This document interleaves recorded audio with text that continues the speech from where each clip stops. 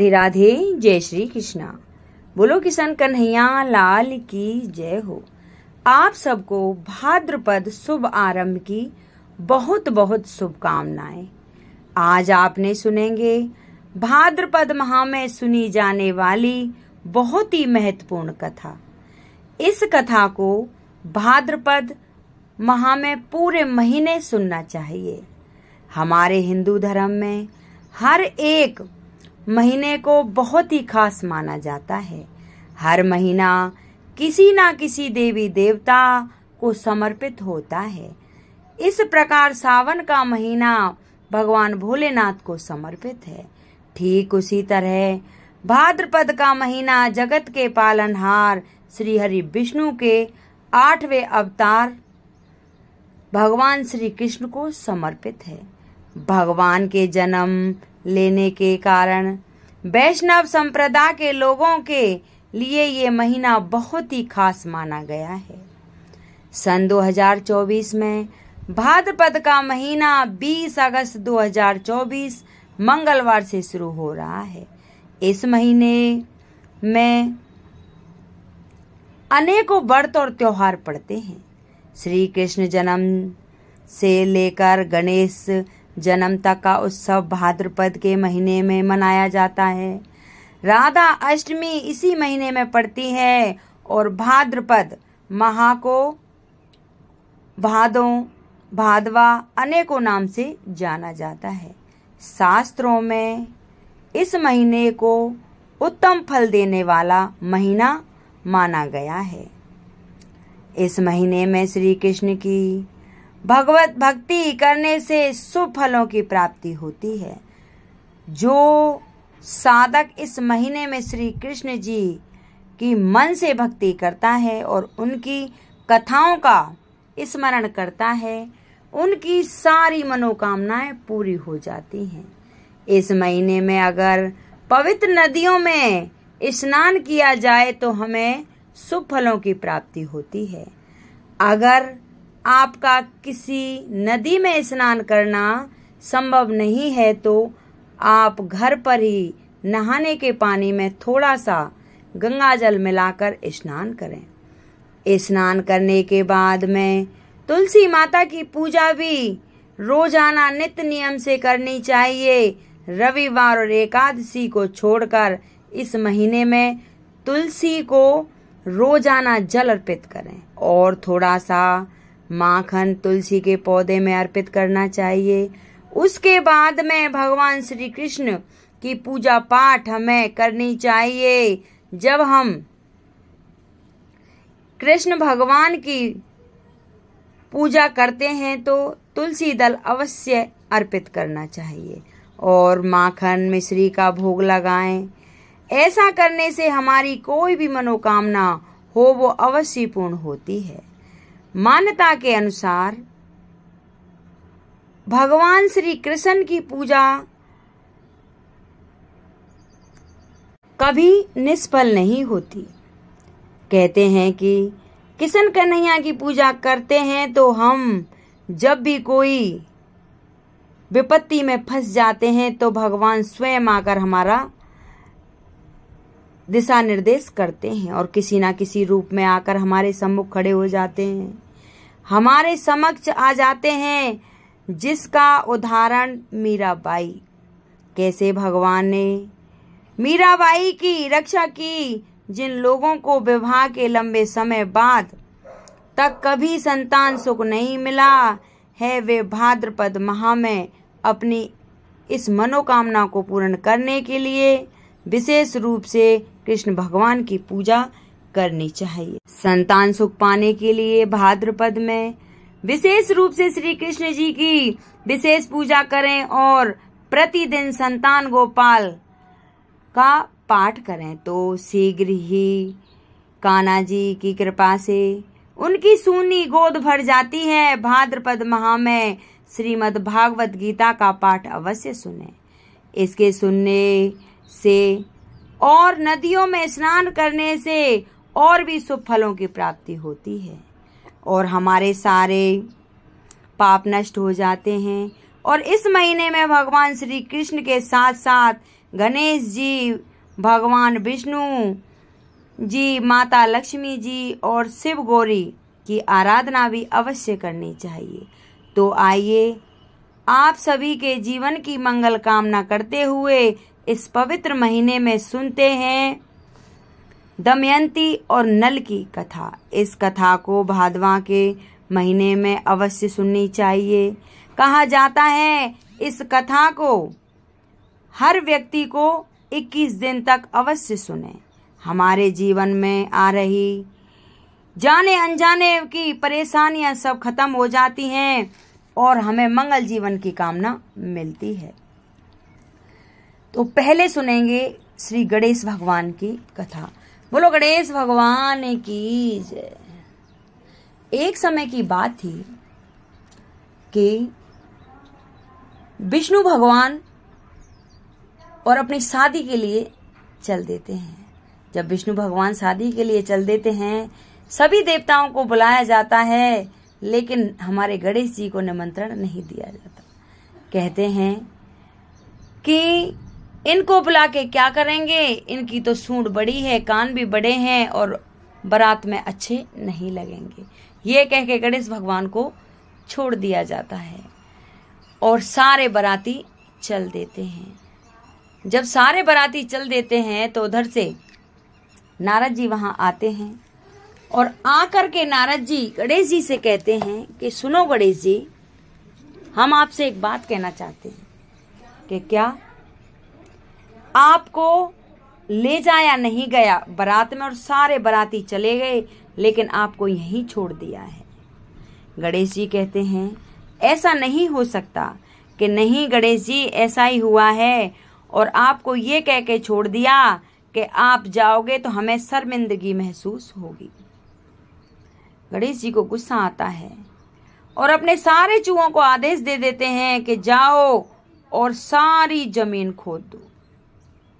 अब तो जहां विष्णु भगवान का रथ जा रहा था, सारे चूहे चले जाते हैं और नीचे नीचे से सारी जमीन खोद देते हैं। रथ का पहिया जमीन में धंस जाता है। सभी आते हैं बारी बारी से, उसको निकालते हैं, लेकिन रथ का पहिया बाहर नहीं निकलता। रथ का पहिया जब बाहर नहीं निकलता तो सारे दुखी हो जाते हैं। वहां एक खेत में किसान था और वो कहता है, कह रहे भाई क्या हो गया? कह रहे हमारे ये रथ का पहिया नहीं निकल रहा है और बारात हमारी लेट हो रही है और क्या करें? तो वो किसान कहता है कि मैं निकालूं? कि हाँ भाई तू निकाल दे।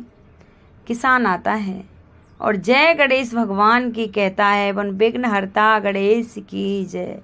रथ का पहिया जमीन से ऊपर आ जाता है।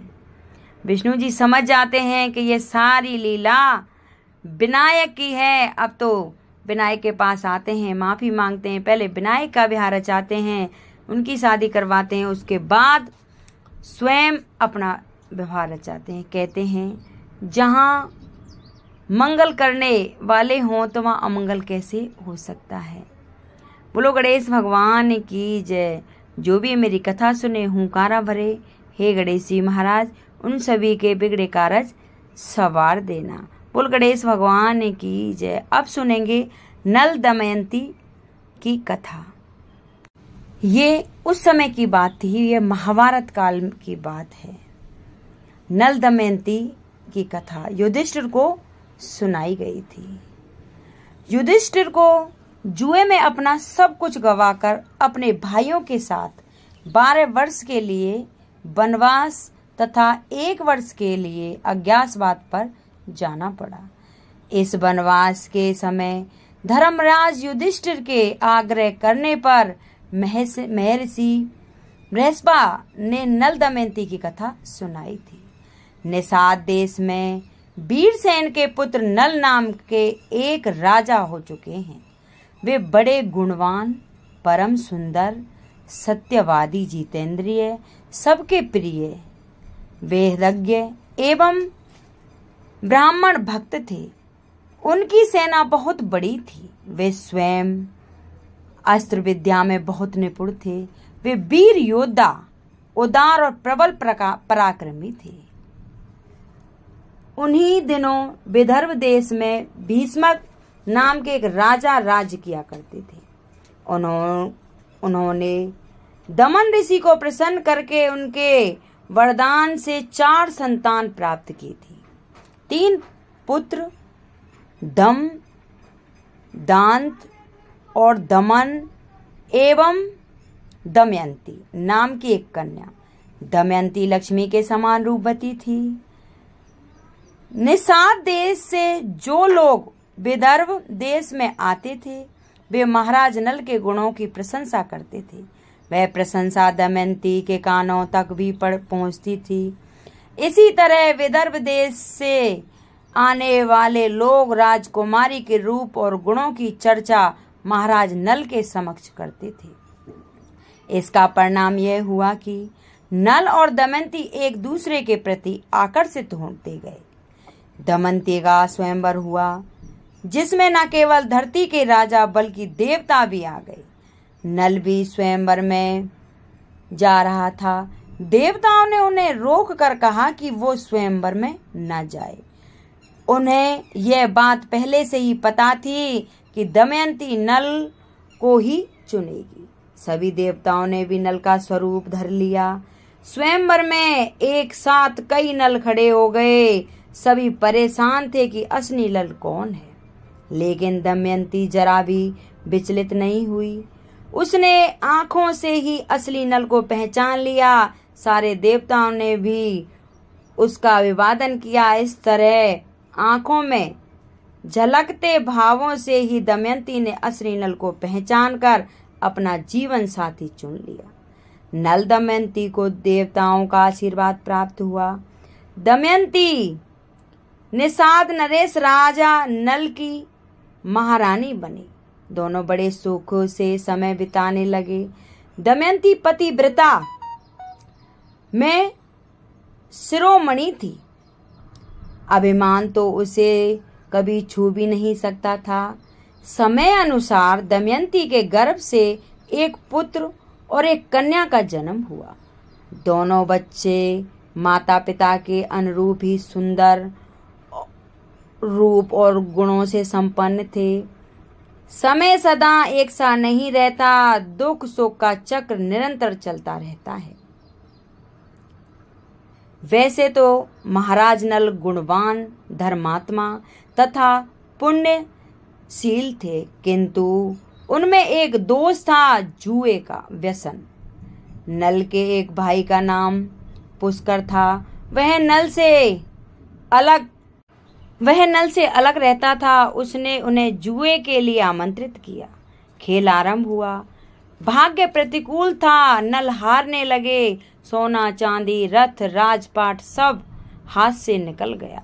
महारानी दमयंती ने प्रतिकूल समय जानकर अपने दोनों बच्चों को विदर्भ देश की राजधानी कुंडनपुर भेज दिया। इधर नल जुए में अपना सर्वस्व हार गए। उन्होंने अपने शरीर के सारे वस्त्र आभूषण उतार दिए। केवल एक वस्त्र पहनकर नगर से बाहर निकल गए। दमयंती ने भी मात्र एक साड़ी में पति का अनुसरण किया। एक दिन राजा नल ने सोने के पंख वाले कुछ पक्षी देखे। राजा नल ने सोचा, यदि इन्हें पकड़ लिया जाए तो इनको बेचकर जीवन निर्वाह करने के लिए कुछ धन कमा लूंगा। ऐसा विचार कर उन्होंने अपने पहने हुए वस्त्र को खोलकर पक्षियों पर फेंका। पक्षी वह वस्त्र लेकर वहां से उड़ गए। अब राजा नल के पास तन ढकने के लिए भी कोई वस्त्र न रहा। नल अपनी अपेक्षा दमयंती के दुख से अधिक व्याकुल थे। एक दिन दोनों जंगल में एक वृक्ष के नीचे एक ही वस्त्र में तन छिपाए पड़े थे।